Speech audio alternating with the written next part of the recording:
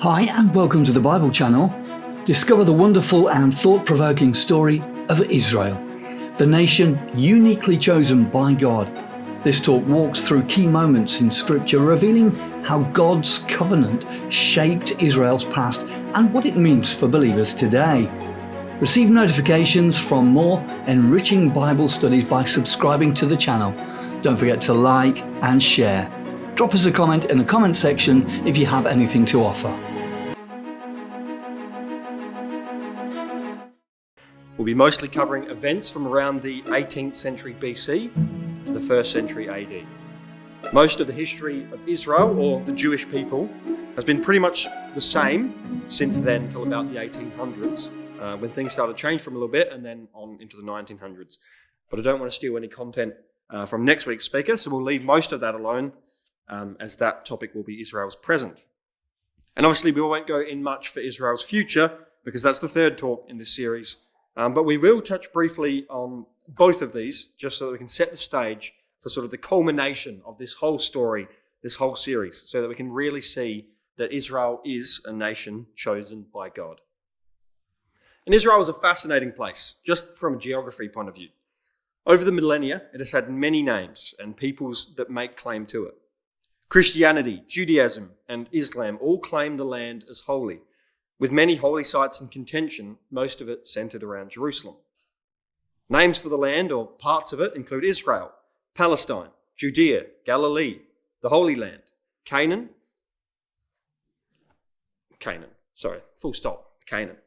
the ancient Canaanites, Jewish people, Assyrians, Babylonians, Persians, Greeks, Romans, Byzantines, various Muslim caliphates, the Ottomans, the British. They've all laid claim to this land at some point or other, often vying for control over the centuries as it changed hands. So it's little wonder that it has such a storied and complex past. And I'd just like to take this moment right now to state that by putting on these talks, we aren't making a stand for Israel. We're not making a stand for any other side. We're not making a stand at all on that front. As Christadelphians, we don't vote. We don't participate in politics. All sides of the current conflict are being negatively affected. And as the Bible tells us, we should pray for peace and goodwill to all men. And that is something that we stand by. Hopefully you'll be able to see over the course of tonight and the next couple of weeks why we've chosen this topic and why Israel can still be a nation chosen by God, and how that can still be true today regardless of any political, military or otherwise decisions that may be making at the moment. So, with that disclaimer out of the way, let's get into it. Israel's past and how they're a nation chosen by God. There'll be three main focus points for tonight. We'll have the good of Israel's past, the bad of Israel's past, and then the impact of both of those sort of on the nation and ultimately on us, so we can know why the topic is important to us tonight. Because the good and the bad often came very soon after each other or at the same time, often in generational cycles, we won't be splitting them up into extremely defined sections with very clear cuts. But I've done my best to split it sort of thematically and chronologically at the same time. So there's a bit of a timeline jump backward when we need it. So let's start at the very beginning of the history of the nation of Israel. Like all nations, they began as a tribe. And like all tribes, they began as a family. And like all families, they typically start with one man and one woman. Our reading outlined this start of the family, and it talks about the starting man and woman of this tribe. Their names were Abram and Sarai. They lived in a city called which is in Mesopotamia or southern Iraq. It was a powerful city-state located near the Euphrates and Tigris rivers, and at the time was probably a coastal city near the Persian Gulf, although, as you can see, that has changed over the millennia. Now, God spoke to Abram and told him to leave that city of to leave his kindred and to go to a land that God would show him, and that Abram would become a great nation. If people blessed this nation, they too would be blessed. And if they cursed this nation, they too would be cursed. This is the first reference to a nation that God chose, an as yet unnamed nation that would be descended from Abraham. So he obeyed, and gradually he made his way along the Euphrates and then down into the land of Canaan. Many different peoples lived in the land at that time, collectively known as the Canaanites, because they lived in the land of Canaan. These tribes and peoples were not good. They believed in angry and immoral gods and committed child sacrifice and other practices as part of their worship. This was the land that had been promised to Abram, as God later told him. However, Sarai, his wife, was barren. She couldn't have any children. So that part about him becoming a great nation couldn't happen in their current state. They were old. Sarai herself was barren, so they tried a different method, and Abram was able to have a child with Sarai's handmaid. This child's name was Ishmael, and he eventually grew up to father a nomadic tribe of people called the Ishmaelites. There are a few extra tribes in here that we'll touch on, but I'll cover their importance once we've got to sort of collect all of them. And Lot, Abram's nephew, also had two sons. He had Moab and Ben-Ami, who also became local tribes, the Moabites and the Ammonites. God reaffirmed these promises that he'd made to Abram, and then he changed his name to Abraham, which means a father of many nations. We read of this in Genesis 17, if you just quickly come across there with me.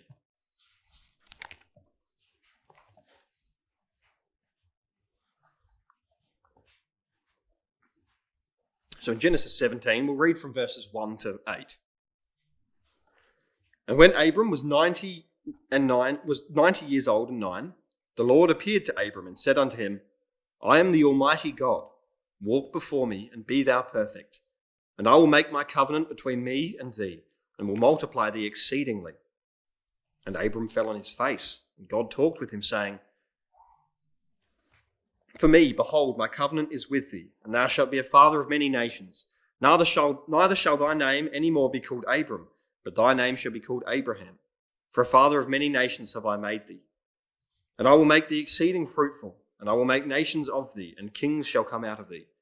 And I will establish my covenant between me and thee, and thy seed after thee, in their generations for an everlasting covenant, to be a God unto thee, and to thy seed after thee. And I will give unto thee, and to thy seed after thee, the land wherein thou art a stranger, all the land of Canaan, for an everlasting possession, and I will be their God. So Abram is now called Abraham. He will be a father to many nations, not just one. And this covenant made by God would be everlasting. Every generation below Abraham would be held by this covenant. God also makes a specific statement that he would be their God. This is a clarifying clause in this covenant. For it to take effect, the people had to keep God as their God, like Abraham had. And we'll touch more on this idea of the covenant and the connection that it had to obtaining the good things in this promise later on. Continuing on, however, in verse 15, God says, As for Sarai, thy wife, thou shalt not call her name Sarai, but Sarah shall her name be. And I will bless her, and give thee a son also of her. Yea, I will bless her, and she shall be a mother of nations. Kings of people shall be of her. Then Abraham fell upon his face, and laughed, and said in his heart, Shall a child be born unto him that is 100 years old? And shall Sarah that is 90 years old bear? And Abraham said unto God, Oh, that Ishmael might live before thee.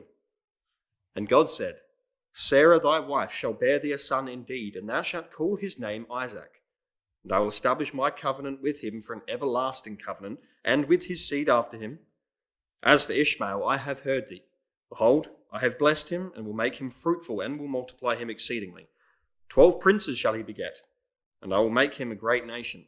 But my covenant will I establish with Isaac, which Sarah shall bear unto thee at this set time in the next year. So we're told here, Ishmael is not of the line that these promises will pass through. This is not the chosen seed that would establish themselves in the land of Canaan. This seed would be through a son called Isaac. Ishmael would be multiplied into a great tribe at the same time as well, but Isaac's line was singled out to be this promised chosen line. And so the next year, Isaac was born, and he grew up, and he eventually had twins named Esau and Jacob. Esau went on to father the tribe of Edom, and along with the sons of Lot and the Ishmaelites, these tribes settled around the land of Canaan, and they were the ancestors to the current Arab nations. And there was just as much animosity between these tribes and the ancient Israelites as there are now. Jacob, the younger twin, was renamed Israel, which means prince with God. He, in turn, had 12 sons, which went on to become the 12 tribes of Israel. Hopefully you can see why we started a couple of generations back with the original promise of this seed. This is the real start to the nation of Israel, with the origins of why they are chosen by God. Abraham was promised this line from him that would become a great nation with God as their God at the very center of their lives. And through his son and his grandson, that nation started. The Jewish people ever since have revered these three men as their patriarchs, the very beginning of them as a separate people. Now, as the family grew, they eventually settled in Egypt for a time. God had said that the wickedness of the people settled in the land of Canaan was not yet full, meaning that there were still some that could be redeemed. There were still pockets of faithful, good people, so the family of Israel could not yet settle. As they grew in Egypt, they were oppressed and they were enslaved by the pharaohs for decades, until they were led out of the land by a man named Moses. With God's guidance, Moses led the people of Israel through the Red Sea, which parted before them so they could go over on dry land, and crashing back and destroying the Egyptian army that had pursued them. They then travelled to a mountain called Sinai, where God gave Moses the law, the commandments that the nation of Israel were to follow as they travelled and ultimately once they'd settled in the land of Canaan. It took them some time to get to the land, but fast forward a couple of decades and they entered and conquered the land under a man named Joshua, the protege of Moses, but they didn't entirely remove the other nations before them. Because of this, the other nations grew. They came back. And along with outside nations over the next few centuries, they were a constant thorn in the nation of Israel's side. During this period, there were no kings. The nation was not an organized kingdom. They were just a group of loosely connected tribes that sometimes fought amongst themselves. Eventually, they decided they did want a king. And God chose them a man named Saul, who was strong and tall and handsome. Someone that the people would easily be able to look to and see what they thought an ideal king would be like. Saul, unfortunately, was not a very good king. He had his great moments, but he cared very little for God. He didn't put God at the center of his life, like God said his people and his line would do, caring more about what the people thought of him. The next king, David, was a very different caliber of man. He was described as a man after God's own heart. And he also made mistakes while he was king, but he also always repented. He always learned from his mistakes and he strived to do what was right. He put God first, right at the center. He was like Abraham, his ancestor. He made God his God. And because of this, David's descendants ruled over the kingdom, centered in their home tribe of Judah, and Judah is where the name Jews come from. Unfortunately, David's grandson lost the northern 10 tribes to a rebellion due to poor decision-making, and the united nation of Israel split, with the kingdom of Judah under the Davidic kings in the south and the kingdom of Israel under a series of dynasties in the north. A couple of centuries later, the northern kingdom was overthrown by the Assyrian Empire, and most of them were dispersed throughout the territories of Assyria, although not all were taken. Those that remained were supplemented with other peoples that had also been forcibly removed from their homes and became known as the Samaritans after their capital city, Samaria. And this left Judah as the remaining nation of Jewish people, the remaining line of Abraham and the remaining chosen nation. They too, however, were conquered around 120 years later by the Babylonians, and they were taken into captivity. They were returned and given some level of autonomy by the Achaemenid Persian Empire some 70 years later, when they themselves were conquered by the Babylonians, or when the Persians conquered the Babylonians. When the Grecians took over, after the Persians, the nation was caught in the middle of the warring Ptolemaic kingdom in the south and the Seleucid Empire in the north. Getting sick of these two kingdoms, barging through their lands and desecrating their holy sites, especially their newly built temple, the Jews threw off their rule and formed their own independent state once again under the rule of the Maccabees or the Hasmonean dynasty. This also was not to last, as the Roman Republic conquered Jerusalem in 63 BC, ending their independence once again.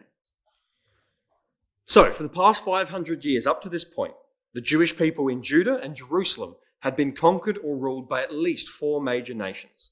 And for millennia before that, they had fought with Egypt and Assyria and all the surrounding tribes of Ammon and Moab and Edom. Yet despite this, they'd kept their language, they'd kept their laws, their cities and their culture. They'd been battered down, but they were never dispersed. They were never integrated forever.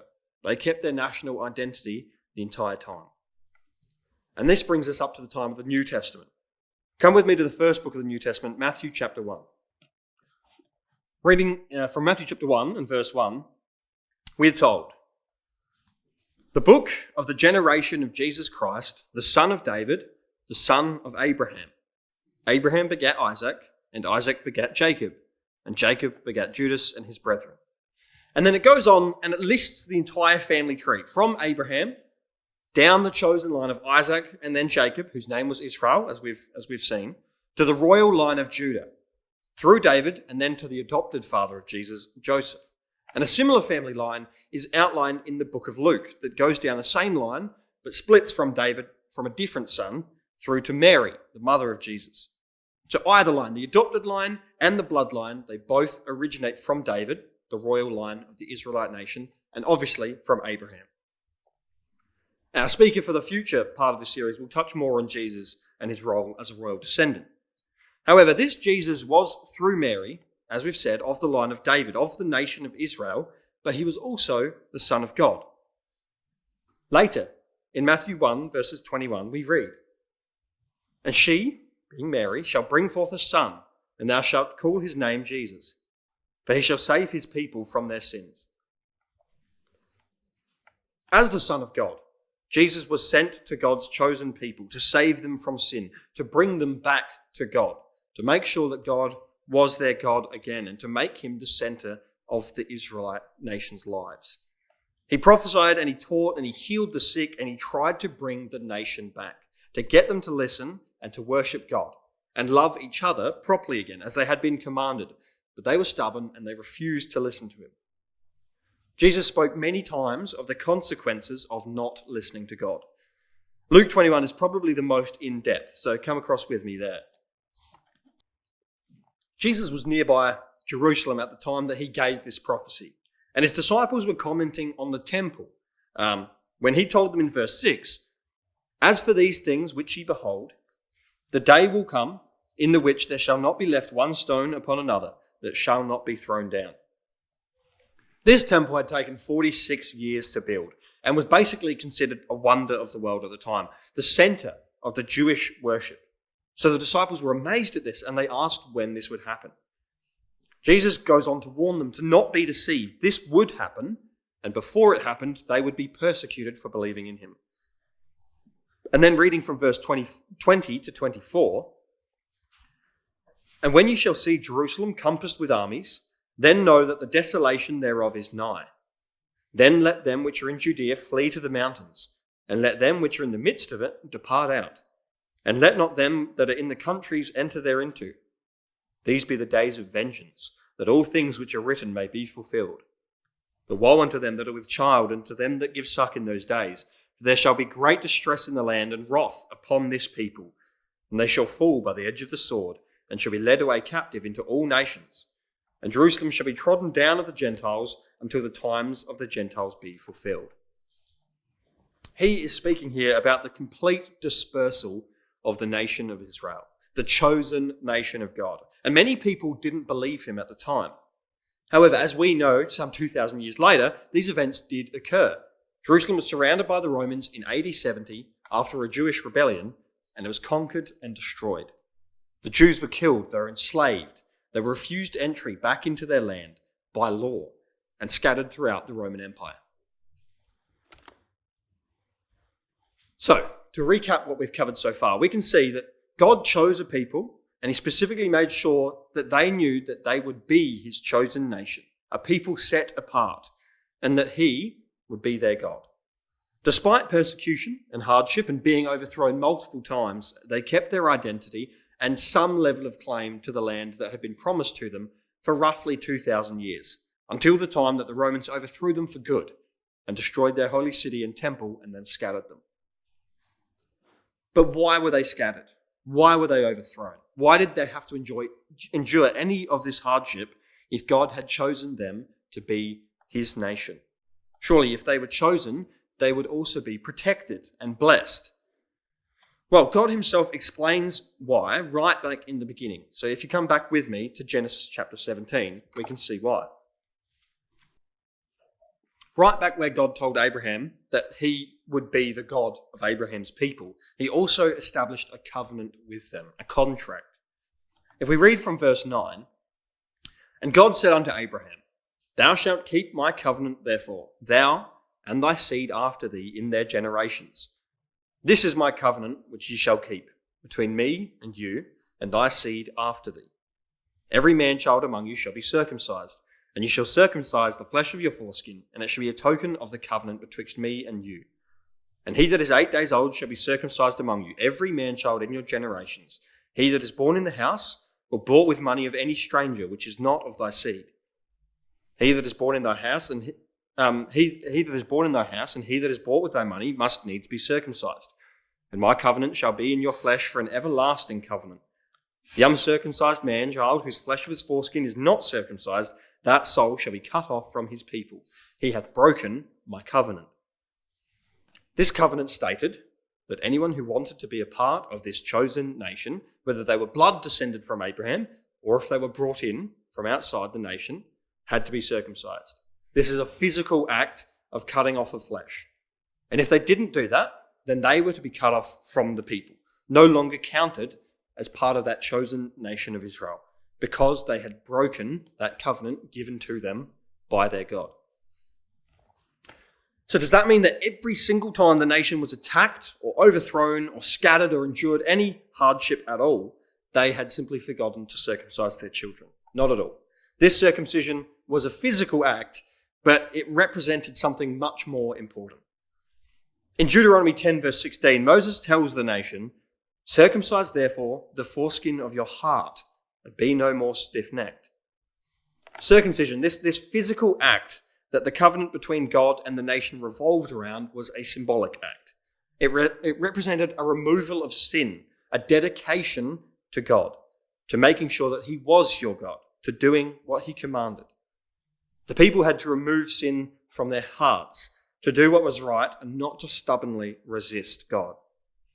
And this isn't an isolated idea of circumcising the heart. In the book of Jeremiah, as he prophesies to the people before the Babylonians came and destroyed the first temple and took the nation of Judah into captivity, he tells them to circumcise yourselves to the Lord and take away the foreskins of your heart, ye men of Judah and inhabitants of Jerusalem, lest God's fury come forth like fire and burn that none can quench it because of the evil of your doings. The people were warned to remember their covenant with God, to cut out the evil things in their hearts and in their lives, because otherwise they would be cut out of the nation. And sadly, they didn't listen, time and time again, to these warnings. Before this, when they first took over the land during the time of the judges, before the kings, we're told that the people worshipped and served God during the life of Joshua and all the elders that outlived him. But then in Judges 2, verse 10 to 13, once all that generation gathered unto their fathers, there arose another generation after them, which knew not the Lord, nor yet the works which he had done for Israel. And the children of Israel did evil in the sight of the Lord, and served Balaam. And they forsook the Lord God of their fathers, which brought them out of the land of Egypt, and followed other gods, of the gods of the people that were round about them, and bowed themselves unto them, and provoked the Lord to anger. So God was angry that they forsook him. They began to worship false gods, the gods of these Canaanites that we spoke of earlier. They sacrificed their babies to them and other unspeakable acts. And so God allowed them to lose to the nations around them. And every time they came back to God and repented, they were given a judge, someone who saved them from their enemies. But again, when this judge died, they went back to their old ways, and the cycle continued until the kings came along. Then they were unified. But really the cycle now just happened on sort of a bigger unified scale. With a bad king, the nation as a whole was attacked and pillaged. And under a good king, there was a reformation, and the people served God again, and they were blessed and they were peaceful. Now the northern kingdom, once they'd split, they never had a good king. So their descent was much quicker, and they were conquered and scattered by the Assyrians never to truly return to their land. The southern kingdom, however, of Judah had some good kings, but eventually God brought the Babylonians against them and took them into captivity so that they would learn that they needed to trust in God. They needed to follow his ways. And they returned to their land because they eventually listened. They reformed. But once they were back in their land, they fell back to their old ways, and they were conquered and taken over multiple times in the centuries after, up until Christ arrived. At the time, the nation was seemingly at a spiritual high. The influence of the Pharisees and the other religious leading groups was quite high, and they themselves were more pious and seemingly righteous than ever. However, this was far from the case. In Matthew 23, Jesus condemns their ways and attitudes towards the service of God. He says in verses 25 to 28 of Matthew 23, "Woe unto you, scribes and Pharisees, hypocrites! For you may clean the outside of the cup and of the platter, but within they are full of extortion and excess. Thou blind Pharisee, cleanse first that which is within the cup and platter, that the outside of them may be clean also. Woe unto you, scribes and Pharisees, hypocrites! For ye are like unto whited sepulchres, which indeed appear beautiful outward, but are within full of dead men's bones and of all uncleanness. Even so ye also outwardly appear righteous unto men, but within ye are full of hypocrisy and iniquity." This goes back to the idea of circumcision. It was about circumcising the heart. But the Pharisees here, and by extent the entire nation, as they copied the Pharisees, their religious leaders, they're condemned because they only ever focused on the outside, what people could see. They followed the letter of the law, but they didn't care about people or God. They didn't allow their hearts to be impacted by God's words. They kept the physical acts of the law, but on the inside they were proud, corrupt, and sinful. And this is why Jesus prophesied about the destruction of Jerusalem and the destruction of the temple, because the nation was once again forsaking God. They were disannulling this covenant made with God, and so he was going to remove them from the land that he had promised. He was going to give it over to the Gentiles. And as we know from history, the Jews eventually rebelled against the Romans and attempted to set up their own independent state once again. Obviously, the Romans didn't like this, so they sent their armies down.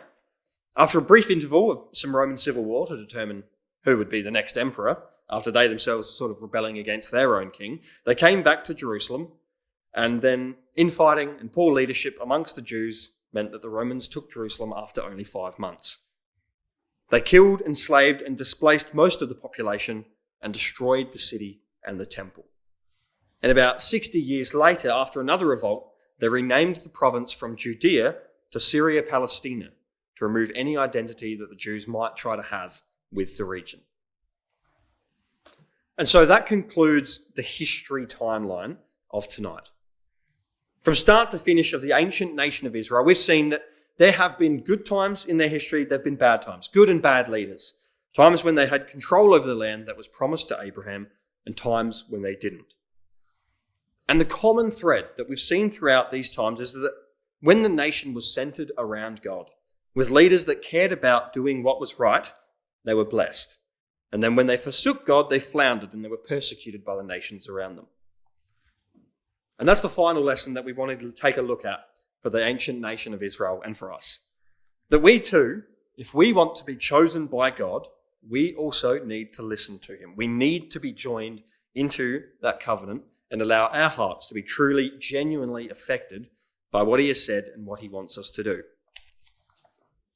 Come across with me in conclusion to Psalm 34. Psalm 34 is a song. It's written by David, the second king, the righteous king, but the first truly good king. As we mentioned earlier, he made mistakes, but he always strived to do what was right and allow his heart to be influenced by God. So we'll read Psalm 34 and we'll read from verse 11 through to the end. Come, ye children, hearken unto me. I will teach you the fear of the Lord. What man is he that desireth life, and loveth many days, that he may see good? Keep thy tongue from evil, and thy lips from speaking guile. Depart from evil, and do good. Seek peace, and pursue it. The eyes of the Lord are upon the righteous, and his ears are open unto their cry. The face of the Lord is against them that do evil, to cut off the remembrance of them from the earth. The righteous cry, and the Lord heareth, and delivereth them out of all their troubles. The Lord is nigh unto them that are of a broken heart, and saveth such as be of a contrite spirit. Many are the afflictions of the righteous, but the Lord delivereth him out of them all. He keepeth all his bones, not one of them is broken. Evil shall slay the wicked, and they that hate the righteous shall be desolate. The Lord redeemeth the soul of his servants, and none of them that trust in him shall be desolate. As David says here, God saves those who are righteous, those who do not speak evil, those who do good and seek peace. If you trust in God, you will not be desolate. He will redeem your entire life and redeem you from evil. But if we are evil, like the ancient nation of Israel was at times, God will not be with us. So hopefully tonight we've seen how Israel became a nation chosen by God as the descendants of Abraham, Isaac and Jacob, and how throughout their history God was working with them right up until their destruction in AD 70 to bring them back to him, giving them time to fix their ways and act righteously until they outright refused and had to be removed from their land. And also how we too need to make sure we allow our hearts to be positively affected by God and to make sure we follow his commandments and live righteously today.